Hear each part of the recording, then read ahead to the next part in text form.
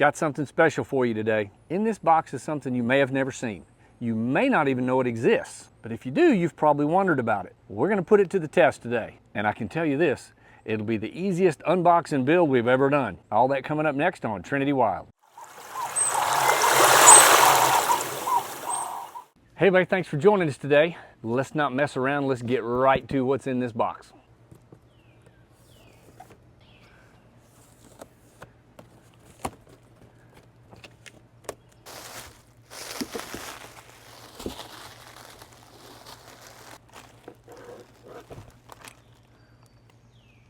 Vertical crossbow.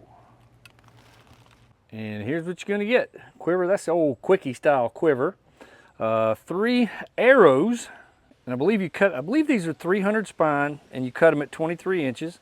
That's your handle, which is gonna go right here on the crossbow. And look, this paperwork, familiarize yourself with this thing because there is a lot going on here that could mess you up if you're not careful. We're gonna go through all that and more.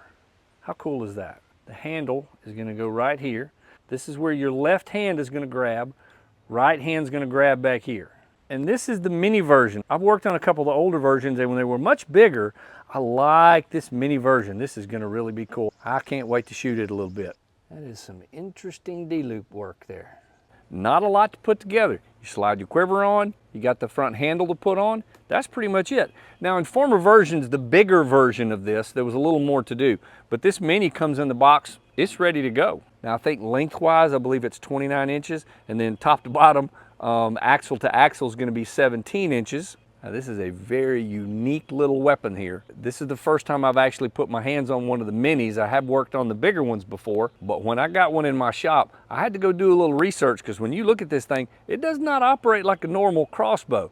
I definitely want us to take some time and break down the operation of this because it's not like a normal crossbow. Not difficult, but just different. I'm going to start by taking off the quiver. It's just a quickie quiver. So all you're going to do is pull down that latch and the quiver slides right off. So let's look at the trigger, more importantly, the safety. This is your safety latch. So it's just a little, literally a latch that comes back. Next, let's look at where your string's actually gonna go. We're gonna slide that back. This is your anti-dry fire. You wanna make sure that that moves freely and cleanly. If it's stuck, don't cock this crossbow. You're gonna wanna get that adjusted. So I wanna make sure that moves. So then the D-loop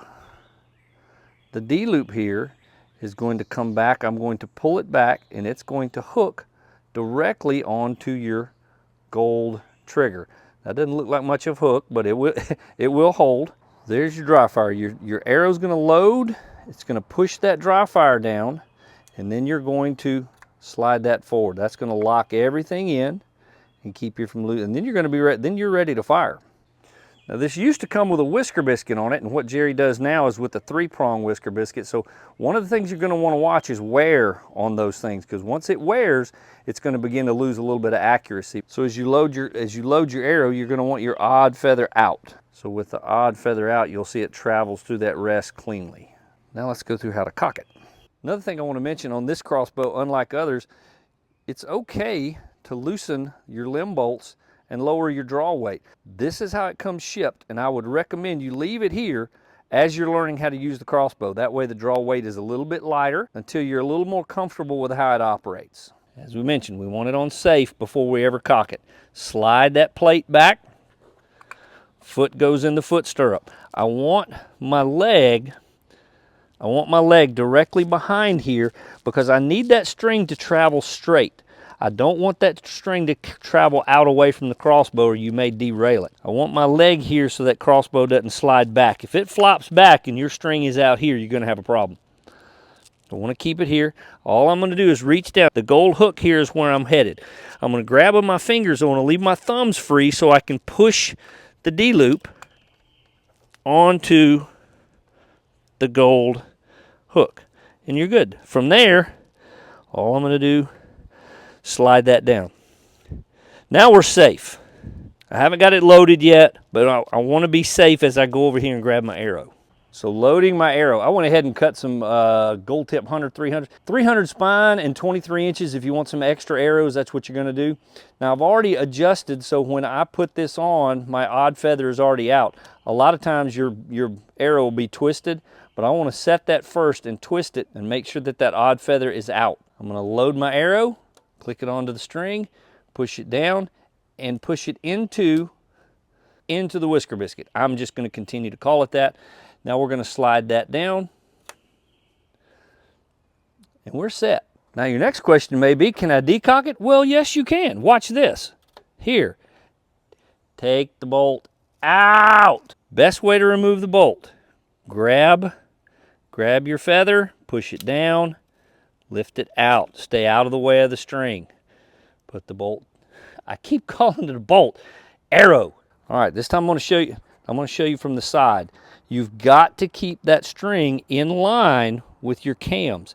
If you let that come back, especially as you're decocking it, it's going to jump the cam. You're going to have a derail. Now, there's a way to fix that too, but it'll scare the crap out of you. So let's avoid that. So all we're going to do, keep that there.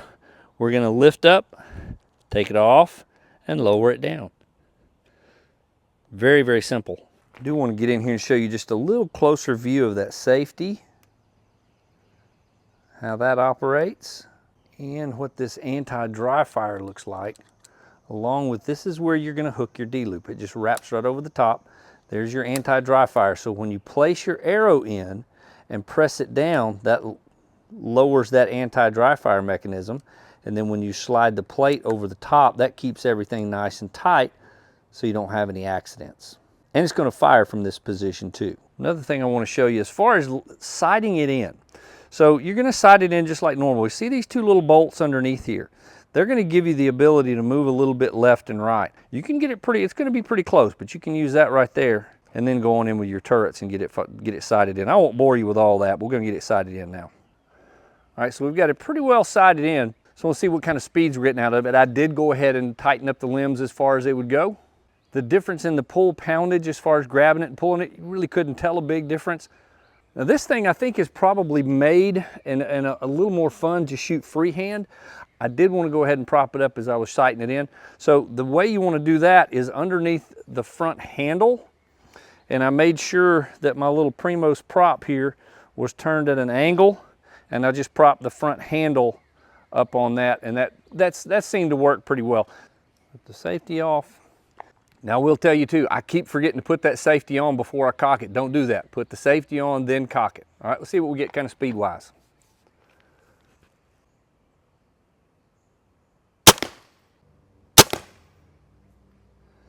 .335. And I'm gonna say something too. 330. I did hurt my back pretty bad the other day, and cocking this still has really not been an issue. Now, after about 10 shots, the string started digging into my fingers pretty bad. But other than that, it was not bad at all to get it cocked each time. Number 3. 332. That's pretty consistent. Now I'm standing at about 20 yards. They're all in the 10 ring. So as far as accuracy goes, I'm real pleased with that too. All right, so now that we've shot it and had done some speed tests with it and got it sighted in, I'm real happy with the accuracy on it. I'm not able to shoot past 30 yards, but 30 yards I was still in the 10 ring. So I mean, that's a dead deer. That's all I'm worried about. One of the main things you probably noticed as I did, it's quiet compared to other crossbows. It doesn't have that whack when you shoot it. A couple of observations on it. The scope, not the greatest scope, but it's a 4x32. It's not bad. It will suffice. I found it to be just a little bit blurry, but again, my old eyes don't see things very well, so so take that with a grain of salt. But you can certainly upgrade that scope, put you a different scope on there. That'll be perfectly fine. I even saw a guy put a Garmin range-finding scope on here, which I think would be super cool. A Burris range-finding scope might be too big. I don't know. I'd have to look at that. But one of the main things I want to tell you as you look at this, you look like, I mean, there's a lot going on here. When you shoot this, your hands go in two places. That grip and that grip. That's it. You're not grabbing the limb. You're not doing anything but putting your hands on those two grips. This back one here has a little thumb grip. You can slide your thumb up there if you'd like. That's it. I think it's really comfortable to shoot freehanded. I really like that. It sits in nice and tight. And I showed you, I had it propped right here. Had to make sure everything was turned the right way, because if you get it turned wrong, it's going to hit your limb. And as you begin shooting this thing, just be really aware of where the cams start, that the cams are here.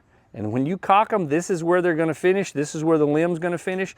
A shooting house, you're going to have to be really, really careful. Ground blind, no big deal. One of the great things I really like about it is, as far as propping goes, if I'm walking through the woods, propping up against a tree would be great.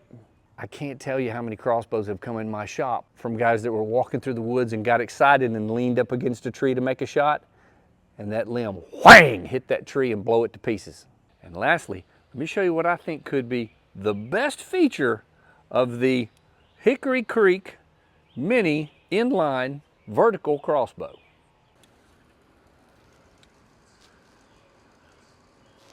In a saddle.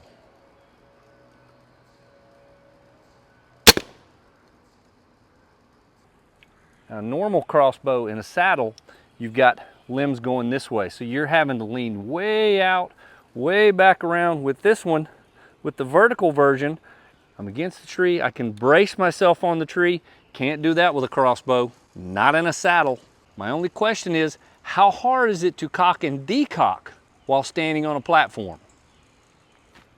So I got the small tethered platform, cocked it, not a problem.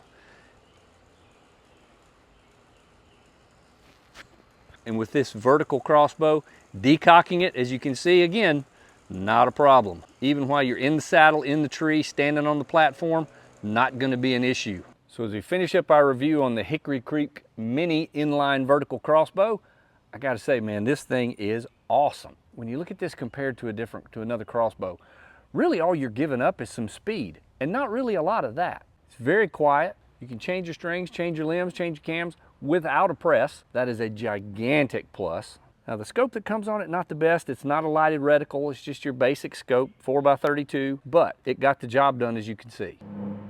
Pain. Sorry. The hazards of filming outside. Sorry about that. Operation super easy. You don't need any other equipment. You just grab and pull. They do have options. There's a pull rope and there's a crank if you need that. And as you can see, even on that tiny little platform, I didn't have any trouble cocking and decocking the crossbow.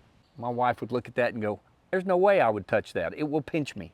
Once you know how it operates and you keep your hands on the handles, you're going to be fine. And I just thought about this. I don't see a place where you can mount a sling, but I do see two holes at the bottom of the handles where you could put some rings and put a sling on it would be no problem. And being able to maneuver this in a tree, in a ground blind, stalking through the woods, I think it's just another big benefit. Now, the price of $849, still very affordable. For what you're getting, that's not a bad price. I'll put a link to their website in the description below, so go check them out. Let them know I sent you. I've been lucky enough to talk to the owner several times. Good guy, good company. I think you'll be really happy with your customer service that you'll receive with them too. Well, that'll do it for today. What do you think? Is this something you can't wait to get your hands on? Or are you still a little iffy because it's just a little too crazy looking for you? Let me know in the comments below. And if you do pull the trigger on one, so to speak, let me know that and let me know how it works out for you. And if you enjoyed our content today, go ahead and hit that like button for us. That'll really help out our channel. Or maybe share this video with a friend that you think might find it interesting as well. And as always, comment, subscribe, all those things are going to help us grow. Thank you so much for being with me today. Now it's your turn to get outside and get wild. And just so you know, it's not the last time you're going to see this. So we'll catch y'all next time. Until then, take care and God bless.